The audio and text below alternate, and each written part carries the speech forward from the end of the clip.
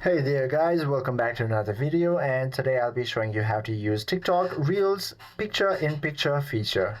As of late 2025, Instagram is testing a picture-in-picture or PIP feature for the Reels, allowing users to watch short-form videos in a floating window while navigating other applications or browsing Instagram.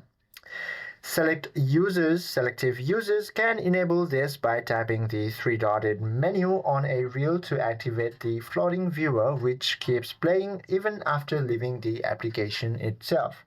Now, if this feature is available on your region and you have been given if you are eligible to run this test, all you have to do is go ahead and open your Instagram application, then head to any specific reel that you want to view in a picture-in-picture mode.